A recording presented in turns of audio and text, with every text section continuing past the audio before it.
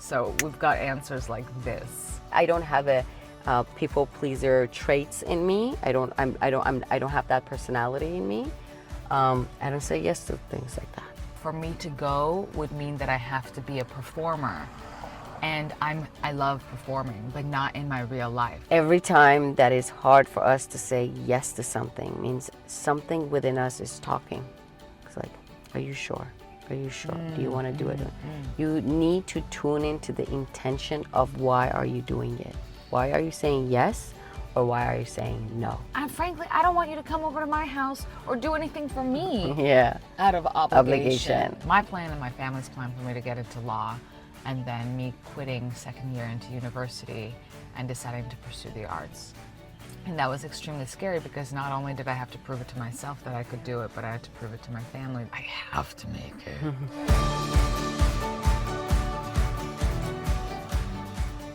Hi, welcome to Joy Culture. I'm Torange. I'm Anusha. And today we are continuing to answer the question cards that we answered on the last episode. We got comments saying, how do you guys have answers for everything so fast? Like we talk a lot. We think a lot. We analyze a lot. There's a lot always going happening on. So we've got answers like this. Okay. We just did this again. We did this video already in Farsi. So. And we have two good questions. Yes. It's hard for me to say yes to. Mm-hmm. What is it hard to say yes to for you? For me, anything that feels like self-betrayal, I'm not actually gonna say yes. It's not hard. I have the little bit of like going back and forth the dynamic in me that like should I say, should I not? But the minute I realize it's self-betrayal, I need to say no to that. I need to say no. I won't say yes to things that self-betrayal. And one thing that I'm very aware of is if someone is a guilt trips me into something, I'm very aware of that because I love to be kind and love and express myself and share what I have and what I know. And be at service for your friends. Service. I know that about through you. that. Through decision of my heart that I made a decision and I want to do it for you. Not that you made me feel guilty or shame. I felt it. I'm doing it out of pressure. Yes, that does not work. I don't say because I don't have a people pleaser traits in me. I don't have that personality in me. I don't say yes to things like that. It's I'm very aware of it. So that's my. What about you? Yeah, for me, it's also in the realm of self-betrayal. For me, a huge self-betrayal is if I have to pretend I'm enjoying something, and that includes being somewhere. If I get invited to an event or someone's place and I don't go, it's because that day I didn't feel like going. And for me to go would mean that I have to be a performer. And I love performing, but not in my real life. I'm an actor, but I would not go and express myself in a way that is that I have to put a mask on, and I'm going out of obligation, which is a huge part of the Iranian culture as well. As you really do a lot out of obligation. There's a word that we have. It's called tarof. That is, it literally allows you to lie. Yeah, it's basically like if you're at a party and someone offers you like chocolate and you'd be like, no. And they'd be like, take. Please. And you'd be like, no. Because like saying yes right away could be perceived as rude. So you have to first say no. And twice at least. Yeah, twice at least. And then the same energy, I think there are other parts of Asia that have this too. And we must look this up. But, and it's the same thing when someone invites you out, you must go, you must show face. And I think because we have that in our culture, I can't bring myself to do it at this age anymore, especially because I know it comes from a root. Although it is part of our culture, it comes from a root that is self-betrayal. Self-betrayal, for sure. And it doesn't feel authentic. It's just, I would say every time that is hard for us to say yes to something means something within us is talking. It's like, are you sure? Are you sure? Do you want to do it? You need to tune into the intention of why are you doing it? Why are you saying yes or why are you saying no? Yes. The intention of whatever you're about to do will tell you that you like doing it or not. Is it authentic or not? Is it within your heart or not? The intention always clears the path in It's a beautiful. very beautiful way. In a very beautiful way. Yeah, like I want my friends to know that when I show up for them or when I come to an event or when I really want to be there. I'm doing it 100%. All of my cells are aligned. All my energy is aligned. I want to be there. And you see it in the way that I am and I interact. And the moment that is not there and it's out of obligation, and frankly, I don't want you to come over to my house or do anything for me Yeah. out of obligation. Because energy doesn't lie. Energy does not Like lie. you can feel that person is not there fully present. with you. And sometimes this is another thing to like maybe think about is if it doesn't bother you that someone is not there fully with you or you guilt trip them into doing it Yes. with you, like doing something with you, means you're not there with them fully. Yes. That's the energy, that's the dance. If it's okay for someone to be half-ass with you and you're still mingling around and just having fun or whatever. And that's enough for you. Yeah, and that's enough for you means you're doing a half-ass Dance too, buddy. Yeah, I agree. Do everything with your full ass. That is the moral of the story. With the full ass only. Okay, next question. Yeah, that's a self-betrayal subject. Oh, this one. A risk I took that changed my life. So many. All the immigrants, all the immigrants, all the immigrants, all the immigrants. Yeah. I mean, moving out from home, whatever feels like home, and it's a risk because you're stepping into unknown.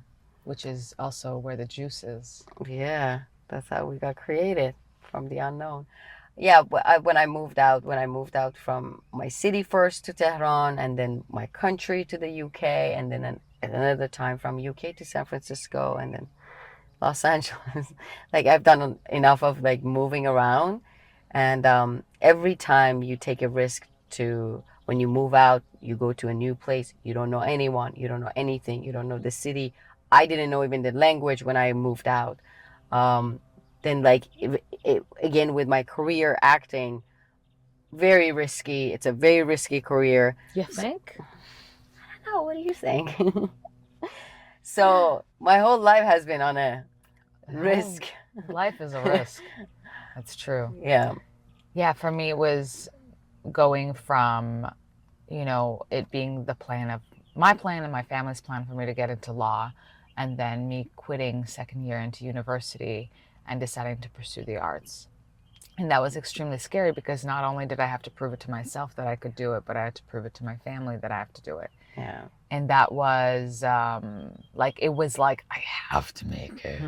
Like I have to. Like, especially if you're Persian. Especially if you're Persian. Again, we're back to this culture of ours. Especially if you're Iranian, you have to become a doctor or a lawyer. Or engineer. Or engineer. And if you veer off, you better make it. You better make it. And then I decided, hey, let me start my own studio. I started my own studio in Vancouver, and I had it for a year. It was a beautiful live-work loft. And then I was like, no, screw this. This is not enough. Let me just spread my wings more. And when I was 22, I moved to Mumbai, India, because I wanted to work with international magazines and celebrities and international brands. And they were all there. And so I did that when I was 22, and that was a massive risk. And I'm giving you the Cliff's Note version. But the risks, I mean, I left the love of my life, my boyfriend at the time, who then, was a British guy who then ended up marrying an Indian girl in Vancouver. And I went to India. And it's so funny because the conversation started by him, like when they met, he was like, oh, you're Indian. Like, my girlfriend moved to India. And then they got married, and that. You're There you go. welcome. You're welcome. Because I was the conversation starter. You're welcome. I take credit for your marriage. It's funny. Yeah, that.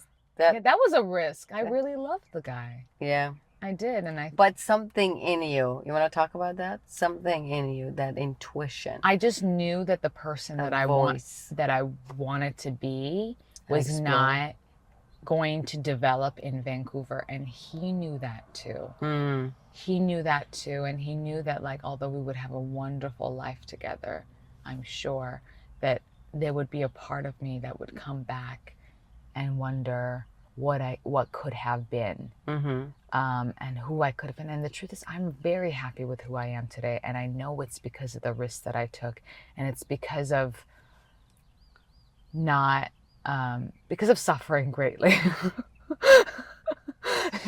It's because of suffering greatly. And I know I wouldn't be this person if I stayed in Vancouver and married this wonderful man, although I would. He's just fantastic. And I'm sure I would have been very happy, but I would have not been me. Mm. Which is I think it's a big part of being happy if you're not you. I would have been another version of me, of course. But I think this is the me that I always knew I ought to be.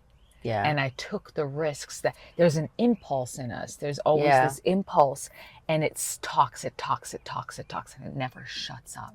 That's your authenticity. And has its own language, has its own words, and everybody is connected to their own authentic self, to their own authenticity. You just have to tune in more to understand that language and to just listen to it, and then put it into action. It's gonna keep knocking. Oh yeah, till you will always circle back to whatever your intuition was telling you in the first spot.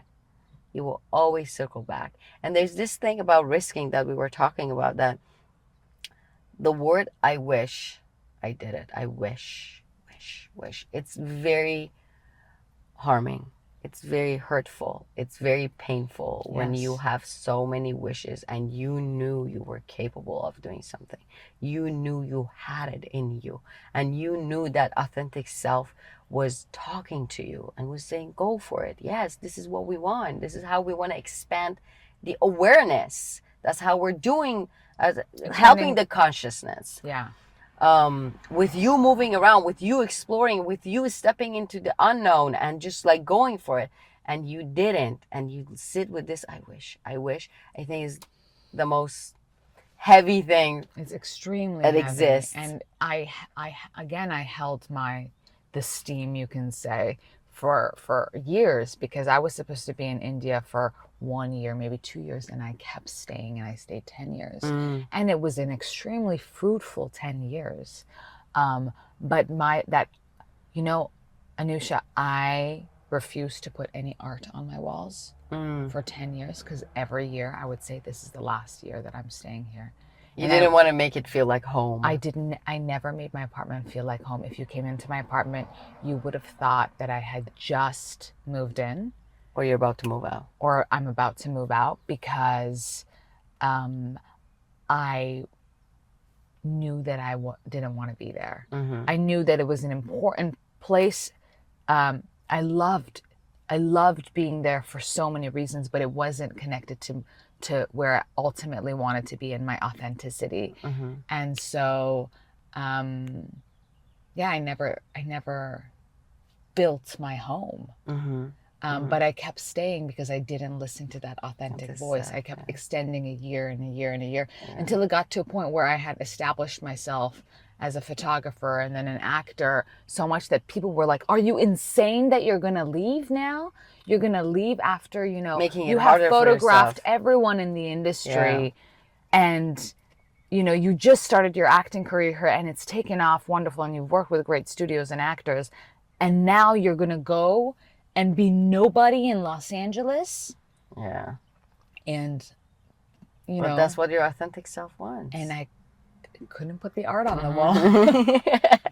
Couldn't put the art. So I It's like it's either Yeah. this is gonna go up or I'm gonna take a risk and I'm gonna go to LA and be nobody and then Yeah. step into the unknown and I feel like one of the things that has helped me when I tune in to my authentic self to know, is this my authenticity that is telling me to do this? Is when I tune into the energy of being a service. being in Service service. of myself or Ooh, others or life or the wow. consciousness. That's how I tune in to my authentic self, because I know the path and the result that I can kind of imagine that would give me, it would be in service of me Wow. or the world.